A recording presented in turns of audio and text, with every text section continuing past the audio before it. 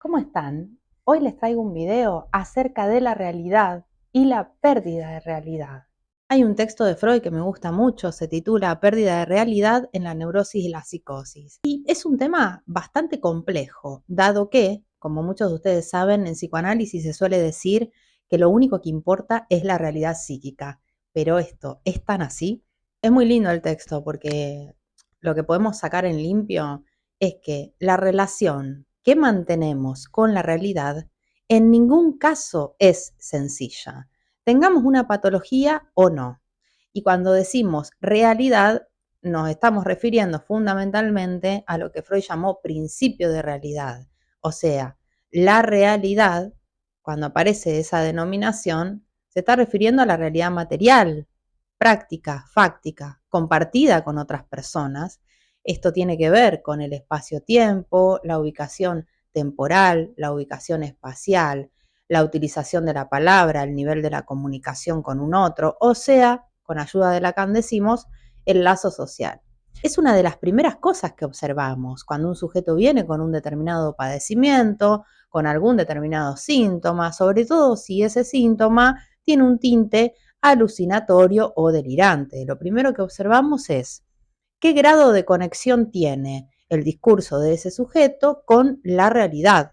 Así que me parece que es hora de abandonar la hipocresía en el campo del psicoanálisis y andar llenándonos la boca diciendo que lo único que importa en esta vida es la realidad psíquica. Porque es mentira. Claro que importa la realidad psíquica y todo ser humano tiene una realidad psíquica que le es propia, con su propia verdad y demás. Pero también está la realidad fáctica, que no es poca cosa porque es esa realidad la que permite hacer lazo social con otros. Por un lado, abandonar ese fanatismo por la realidad psíquica como si fuese lo único que tenemos que tener en cuenta en un psicoanálisis. Y por otro lado, dejar de aparentar que porque somos psicoanalistas o porque nos hemos analizado una determinada cantidad de años, estamos súper aferrados a la realidad. Eso es una gran mentira. Ningún sujeto hablante está súper aferrado y muy bien ubicado en la realidad material y fáctica, la realidad compartida. Lo que justamente introduce el psicoanálisis es que la relación que establecemos con la realidad material es una proeza, es una hazaña y es una hazaña de todos los días, porque nos resulta muy difícil adaptarnos a esta realidad que se nos presenta. Y eso nos pasa a todos y a todas, tengamos una patología, vuelvo a decir, o no. En torno a esto, Freud nos da una suerte de solución. Nos va a decir que la persona normal o sana, y pone sana entre comillas, es una persona que no reniega la realidad, pero que sin embargo busca transformarla. Pero busca transformar la realidad efectivamente, no en sus pensamientos, no en su mente, sino en la realidad, estando ahí, haciendo cosas para transformar esa realidad. Eso para Freud era una opción sana, entre comillas. Esto quiere decir que era una opción no neurótica y no psicótica. A mí en lo personal me parece que es muy sano liberarnos de la idea de que se puede estar totalmente adaptado a la realidad, a aquello que se espera que seamos, que pensemos. Creo que eso hay totalmente que abandonarlo y poder entender que requiere un esfuerzo, formar parte de la realidad y que la realidad forme parte de nuestra psiquis. No, eso depende de todo un desarrollo, todo un esfuerzo del pensamiento, de las emociones, de la psiquis, o sea, ni refugiarnos por entero en la realidad psíquica, en nuestra fantasía, porque siempre es mejor, ni tampoco estar plenamente adaptados como una especie de robot. Lo que sucede en la neurosis es que en lugar de transformar ese fragmento de la realidad que atormenta, aqueja, duele, molesta, causa malestar, se produce este refugio en la fantasía mediante el mecanismo represivo.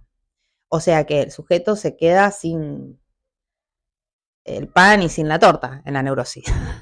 Digamos, porque la satisfacción deviene absolutamente psíquica. No hay una satisfacción allí que aterrice en la realidad.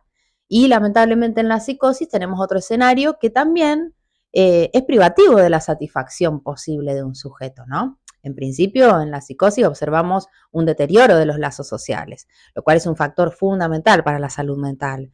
Entonces observamos que en la psicosis el sujeto, a falta de no poder transformar la realidad como tal, transforma la realidad mediante una sustitución de la misma a nivel psíquico.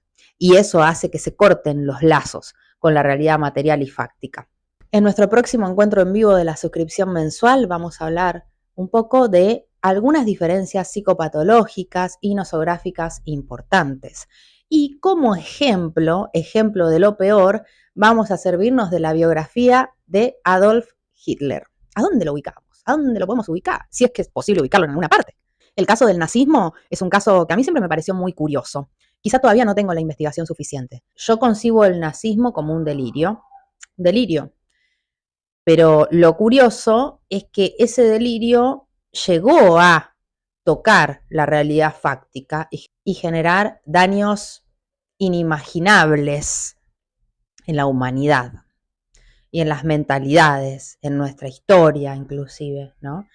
Por eso me parece un caso muy curioso, como es que el nazismo, cuyo punto de partida es un sistema delirante, ha tenido tanto alcance y tanta sugestión en tantas personas, ¿no? Generando un movimiento de masa totalmente lamentable. Vamos a hablar de diferentes distinciones en materia de psicopatología psicoanalítica para estar un poquito más armados, en caso también, ¿por qué no?, de las relaciones sentimentales que vamos estableciendo, las relaciones con nuestros amigos, la relación con nuestros familiares. Bueno, y la idea del encuentro mensual es ir dando ejemplos lo más concretos que se puedan, para que tengamos más recursos a la hora de distinguir con quién verdaderamente queremos relacionarnos.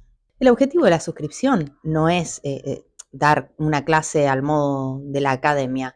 El objetivo de la suscripción es que ustedes puedan tener algún basamento para poder activar las señales de alarma cuando se cruzan con alguien que presenta una psicopatía, una sociopatía, una actitud insana en materia de sus vínculos. Bueno, brindar recursos en ese sentido. Bueno, y para cerrar, con el tema de la realidad hacemos lo que podemos, pero el primer error catastrófico que podemos cometer es pormenorizar que existe una realidad material, compartida, terrenal, a la que también tenemos que prestarle atención. No todo es realidad material, pero no todo es realidad psíquica.